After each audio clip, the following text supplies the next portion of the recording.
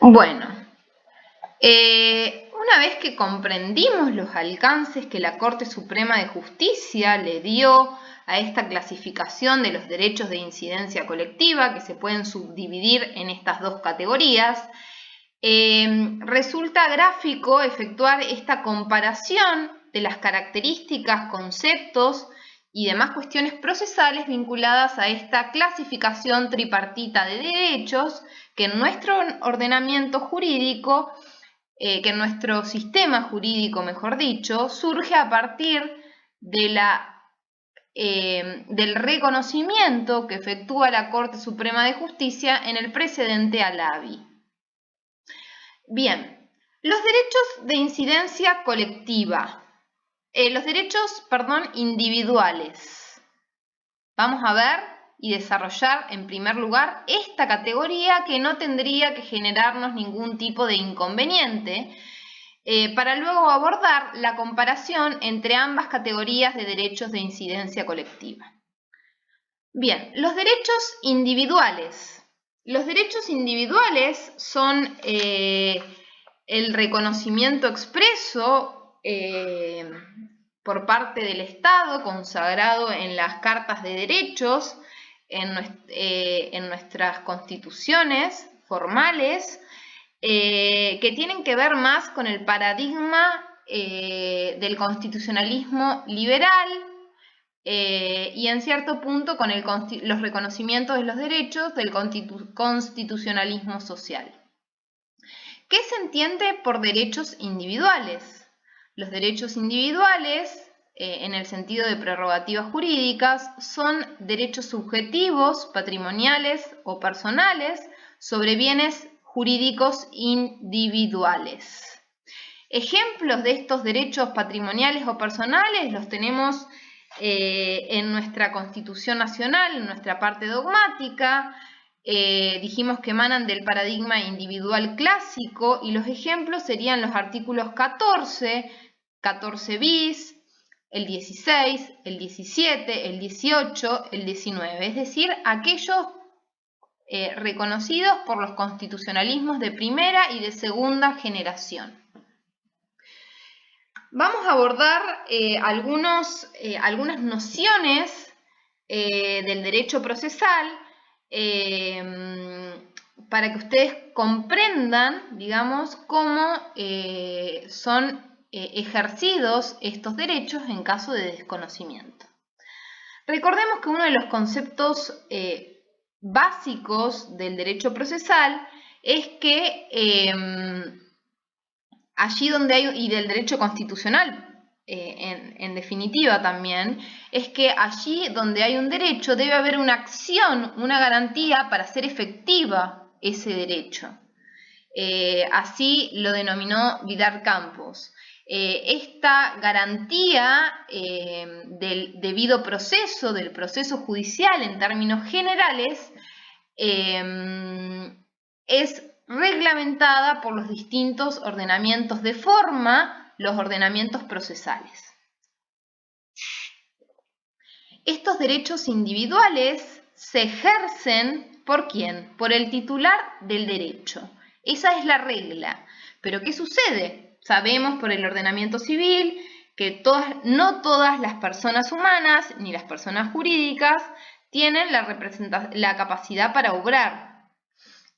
¿Cuál es uno de los ejemplos? Las personas que tienen capacidad restringida, como son los niños, niñas o adolescentes, y en el caso de las personas jurídicas tenemos que por la ficción legal a la que se recurre en función de la teoría del órgano, el reclamo de esos derechos debe ejercerse en la forma que nos brindan los ordenamientos jurídicos.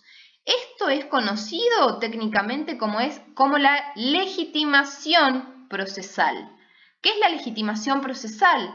Es la aptitud legal que va a surgir de la normativa, de las leyes respectivas, para que una persona física o jurídica ejerza el reclamo ante el Poder Judicial.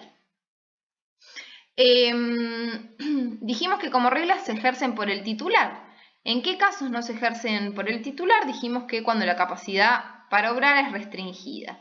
En estos casos, en el caso de las personas humanas, en estos casos tenemos que van a actuar en nombre y en representación de los niños, niñas y adolescentes, por ejemplo, los representantes legales, que serían los padres de los niños, niñas y adolescentes.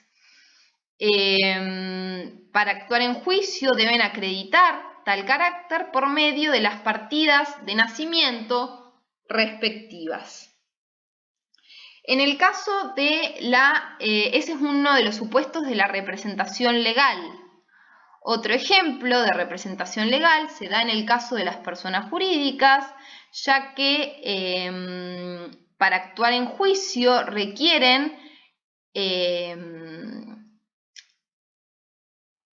¿quién va a ejercer esa representación legal? Va a ser la persona que el ordenamiento jurídico establezca, según el tipo de persona jurídica que tenga capacidad o aptitud legal para representarla. Recordemos que las personas jurídicas se componen, quienes conforman las personas jurídicas son distintos, tienen una personalidad jurídica distinta a la personalidad jurídica de la sociedad respectiva. Entonces, para actuar en juicio necesitan acreditar tal carácter. Por ejemplo, van a representar a una sociedad de responsabilidad limitada, el socio gerente, de una sociedad anónima el presidente del directorio,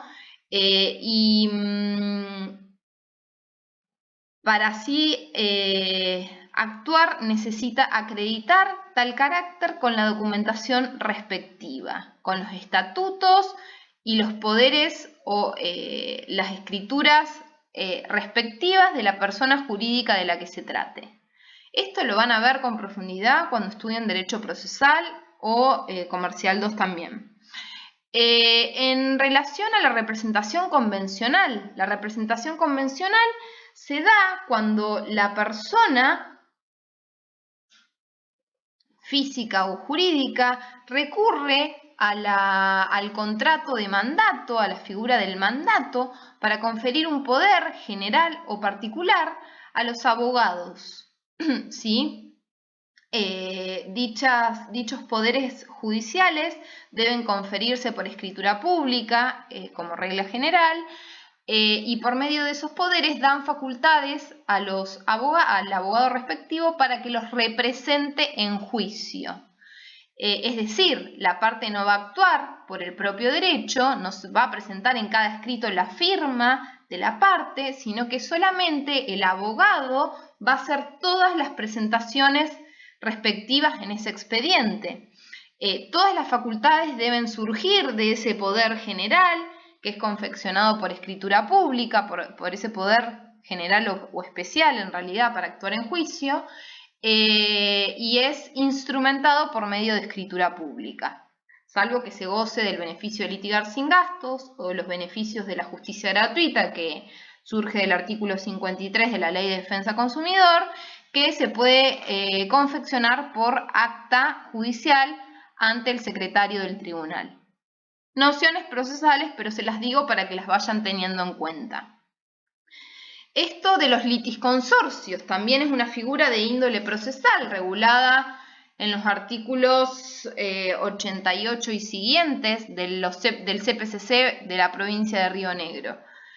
¿Qué significa litisconsorcios? Cuando existe pluralidad de partes, esa pluralidad de partes puede darse en el polo activo o en el polo pasivo o en ambos a la vez o en uno o en otro.